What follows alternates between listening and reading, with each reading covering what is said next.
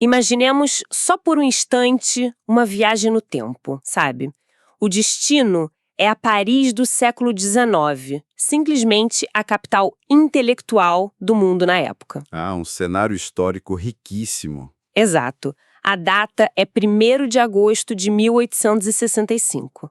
As ruas de paralelepípedos estão tomadas por aquele ruído constante das carruagens, o cheiro de fumaça de chaminé e as discussões acaloradas nos cafés literários. E efervescência total. Sim.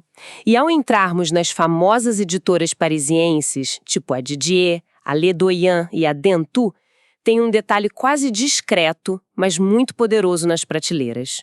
Um livro novinho acaba de ser colocado à venda. Ele tem aquele formato clássico da época, o formato em 12. E o preço também era bem específico, não é? Isso, custava exatos 3 francos e 50 centavos. Mas a questão não é o formato, é a capa. A capa exibe um título que causa um impacto quase físico em quem passa os olhos ali.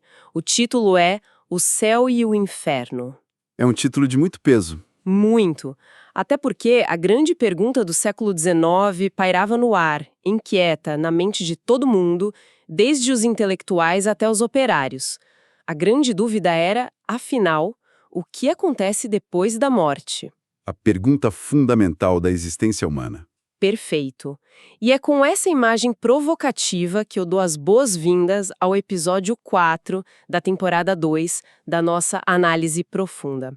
Nos nossos encontros anteriores desta jornada literária e espiritual, nós já cobrimos o Livro dos Espíritos, o Livro dos Médiuns e o Evangelho segundo o Espiritismo. O que significa que, assumindo que nossa audiência já conhece o rigor do método científico de Allan Kardec, hoje o nosso foco é o 4º livro dessa base monumental da codificação. Isso mesmo, O Céu e o Inferno. Mas sabe o que eu acho mais fascinante nessa obra? É que esse é um livro cujo título, à primeira vista, ele engana muito. Ele é uma verdadeira armadilha literária. Engana mesmo. Engana. Como você descreveria essa quebra de expectativa? Olha, veja bem, qualquer pessoa na Europa de 1865, ao ler O Céu e o Inferno, imediatamente tinha a mente sequestrada por aquele imaginário clássico de horror. Aquelas pinturas medievais, o pavor. Exatamente. Demônios, chamas inapagáveis, a condenação sem fim. A pessoa pegava o livro esperando talvez um tratado sobre o medo, uma obra de terror teológico. Mas a verdade é que essa capa esconde a análise mais consoladora, profunda e lógica que existe sobre a justiça divina. Ou seja, é um livro focado em esperança e responsabilidade, não em terror. Exato. Não tem nada de terror psicológico ali. E essa mudança de foco fica muito clara quando a gente simplesmente abre a capa e lê o título completo da obra, né? O subtítulo é o verdadeiro coração desse nosso estudo. O nome inteiro é O Céu e o Inferno, ou A Justiça Divina segundo o Espiritismo. E essa segunda parte muda o eixo de toda a conversa. Muda completamente. Porque o objetivo de Kardec, ao estruturar esse pensamento, não era assustar as pessoas para controlar o comportamento delas. O foco era entender a mecânica da justiça. Era uma provocação filosófica pesada. Como compatibilizar a ideia de um Deus que é, por definição, infinitamente bom, com o conceito de uma punição eterna. Uma punição infinita para erros tão cultos cometidos no espaço de tempo de uma única vida humana? Isso, e ao mesmo tempo, como pensar nas consequências morais das nossas ações?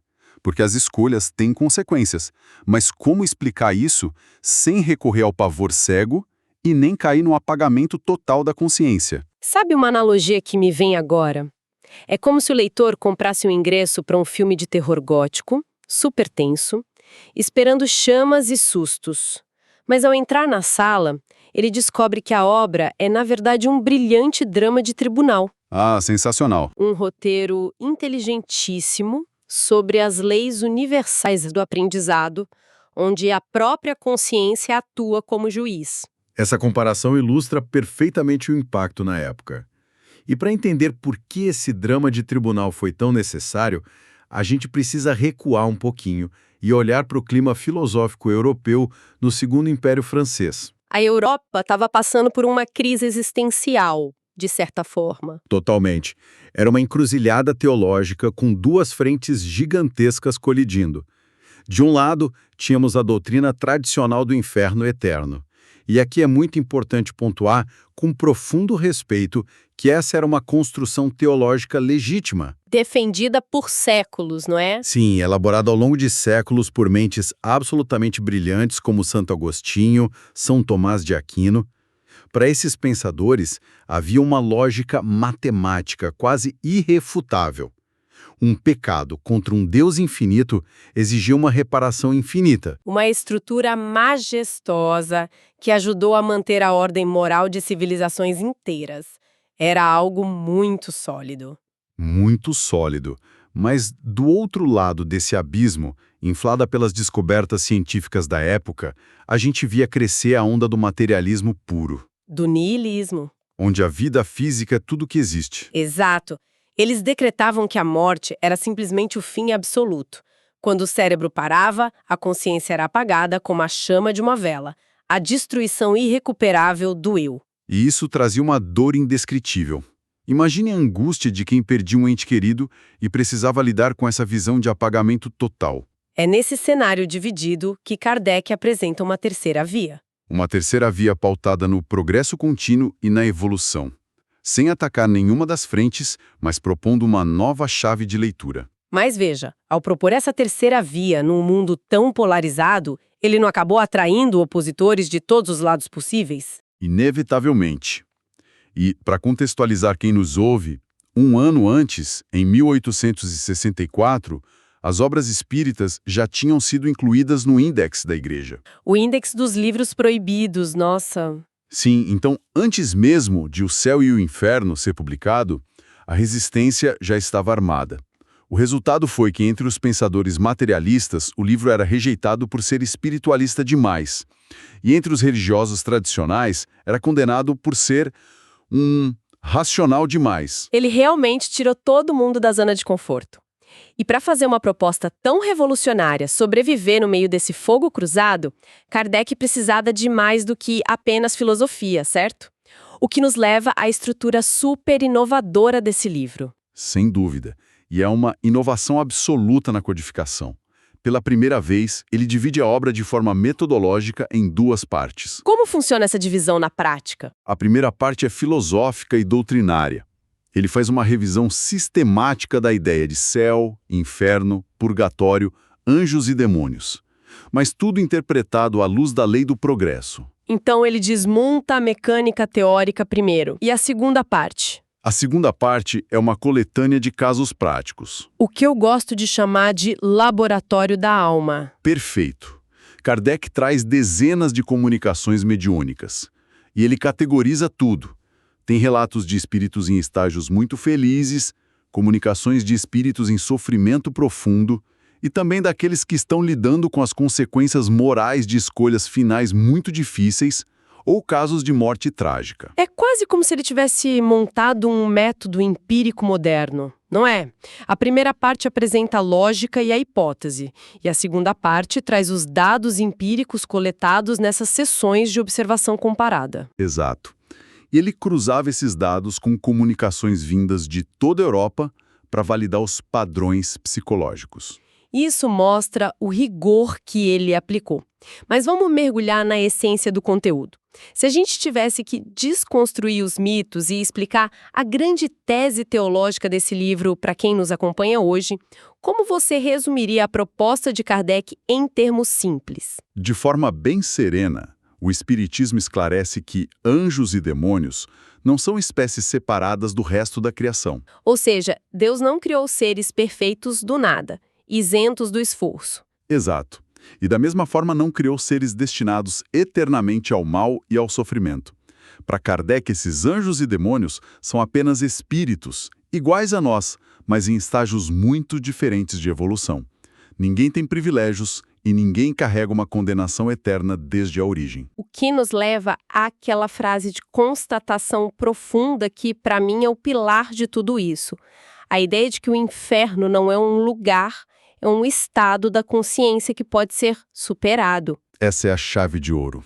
A beleza da justiça na esperança. O sofrimento no mundo espiritual nunca é um castigo arbitrário imposto de fora para dentro. Ele é uma consequência natural. Porque a consciência se vê despida das ilusões do corpo físico, né? Sim, o corpo muitas vezes age como um amortecedor para as nossas culpas e remorsos. Sem esse corpo, a mente enfrenta a clareza brutal de suas próprias escolhas. O ambiente reflete o interior. É um encontro inadiável consigo mesmo. Exatamente. Mas o consolo imenso nisso tudo é que ninguém está perdido para sempre. As portas da reabilitação só são trancadas por dentro. A reencarnação e o progresso contínuo oferecem oportunidades infinitas de reparação. Então, purgatório, a necessidade de purgar os erros, ele é real? É muito real, mas frequentemente ele é vivido de forma prática aqui mesmo. A Terra, como um mundo de expiação, é o cenário onde vivemos as consequências das nossas escolhas em busca de evolução. E essa visão revolucionária não ficou presa em 1865. Essa semente frutificou na Europa e chegou até nós. Frutificou muito. Grandes intelectuais abraçaram essa continuidade. Pense no astrônomo Camille Flammarion, um gigante da ciência na época, que levou esses estudos adiante.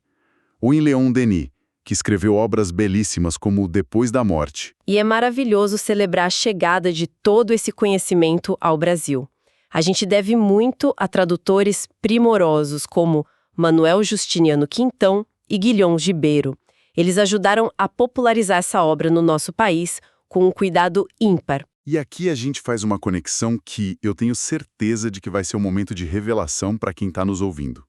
Principalmente para quem acompanhou os nossos primeiros 13 episódios da temporada 1. O nosso mergulho profundo na obra de André Luiz e Chico Xavier. Isso mesmo.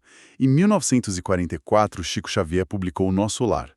E o que muita gente não percebe de imediato é que toda a tese filosófica que Kardec escreveu ali em 1865 foi dramatizada magistralmente no Brasil 80 anos depois. É verdade. O conceito de umbral, por exemplo. Exato. A palavra umbral, que é tão famosa na cultura brasileira, não aparece com essa grafia no livro de Kardec. Mas as bases conceituais das regiões intermediárias, esses lugares de sofrimento temporário onde a consciência se depura, elas nasceram inteiramente na segunda parte de O Céu e o Inferno. Quem leu a série André Luiz, no fundo, leu a dramatização prática da teoria estruturada lá atrás por Kardec. É o mesmo mecanismo operando e sendo revelado com clareza. E trazendo toda essa teoria brilhante para o nosso momento atual, a relevância contemporânea desse livro salta aos olhos. A gente vive numa época onde a morte virou o grande tabu. O luto muitas vezes é evitado a todo custo, a dor é escondida, camuflada. Uma fuga constante. Fuga constante. E no meio desse silêncio moderno, O Céu e o Inferno resplandece como um manual autêntico de esperança e razão. Ele oferece consolo real a quem perdeu entes queridos, substituindo o medo do horror pelo conforto da evolução contínua. Ele preenche o vazio deixado pelo materialismo com uma lógica reconfortante.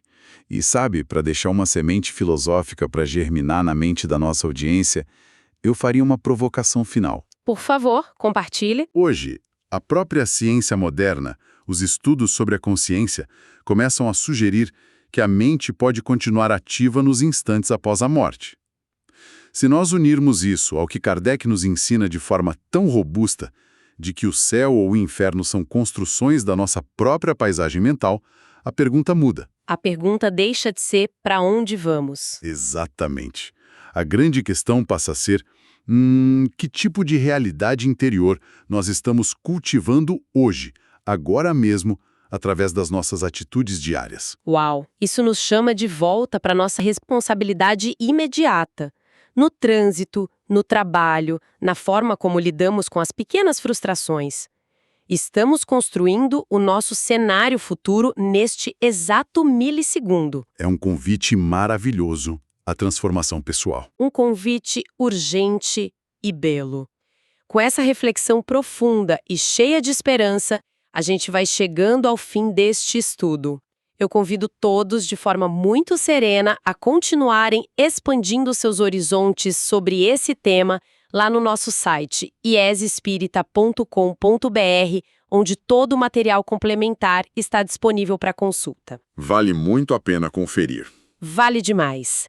E eu anuncio, com um entusiasmo contido, mas muito genuíno, que o nosso próximo passo nessa jornada já tem destino certo. No episódio 5 da temporada 2, nós vamos mergulhar na obra que encerra e coroa a codificação de Kardec. Nós vamos estudar a Gênese. O fechamento de um ciclo monumental. Será fascinante.